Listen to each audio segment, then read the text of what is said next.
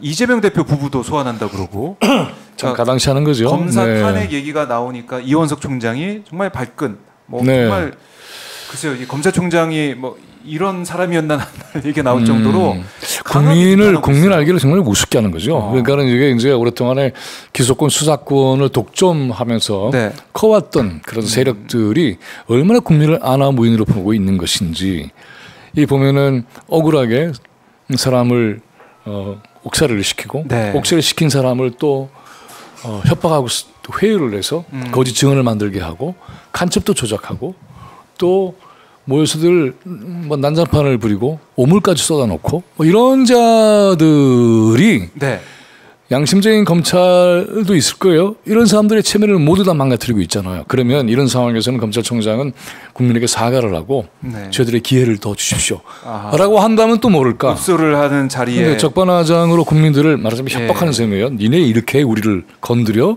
가만히 있지 않겠어.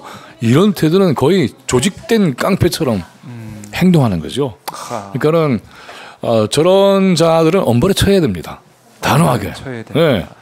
왜냐하면 지난 우리가 이제 이른바 조국 사태라고 불렀던 그 상황은 윤석열 검찰총장 그다음에 조국 당시 법무부 장관 여기서 이제 일들이 틀어지기 시작했던 거잖아요. 그 본질은 뭐냐 하면 국가의 권력기관, 국가는 절대로 권력기관이 돼서는 안 돼요. 사실은 국가는 국민을 위한 복무기관이에요.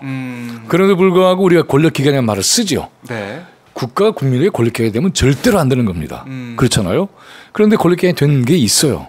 그러면 그 권력기관이라고 하는 것은 일상에서 특별한 그런 이 권한을 행사할 수 있도록 일단 특정한 목적을 위해서 인정해 주는 거죠. 범죄를 다룰 때에 국민을 협박하는 게 아니라 범죄자를 다룰 때에는 그런 권한을 인정해 준 거지만 이 권한이 국민 전체를 협박하거나 위협하거나 하면 안 되는 거잖아요.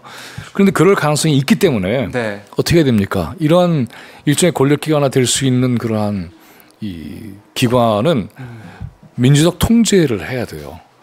선출된 권력이 선출되지 않은 이 권력을 통제하는 것이 민주주의를 지킬 수 있습니다. 그때 검찰개혁의 서초동에서 요구는 바로 그거였어요. 그런데 이거를 뒤집어 엎겠다고 시작한 것이 이들의 검찰 쿠데타죠. 이 검찰 쿠데타가 그렇게 자기들 권력을 키워서 집권까지 하게 됐단 말이죠. 그러니까 이 검찰총장의 이야기는 당시 검찰총장의 얘기가 아니라 우리 집권 세력이야. 까불지 마. 이런 거가 똑같은 거죠.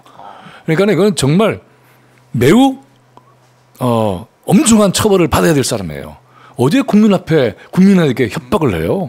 탄핵이라고 하는 것은 현재 국민의 대표인 입법부에서 시작하는 거 아닙니까? 입법부에게 부여한 권한이에요.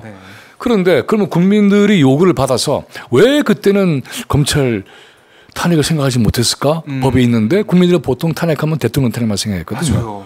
근데 헌법에 있거든요. 그렇죠. 근데 그것만 제대로 했다면 검찰 저렇게 하지 못했죠. 근데 그 물꼬가 터질까 봐 두려워하는 거죠. 근데 그런 물꼬 앞에서 다시 강조합니다마는 검찰총장이라는 자가 국민의 대표를 협박하고 그리고는 위협하고 이거는 어떻게 됩니까? 무서운 일을 벌이고 있는 거예요. 그래서 이자는 당장에 자리 물러나게 해야 된다라는 국민들이 목소리가 나와야 됩니다.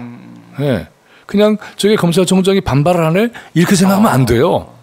국민들을 위협하고 협박하고 있구나. 저들이 과거의 군부 독재 과정에서도 군이 국민을 향해서 총을 들어서 죽이고 협박했잖아요.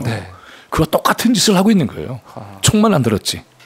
그러니까 이런 자들을 국민들은 어떻게 되는가 진압해야 됩니다.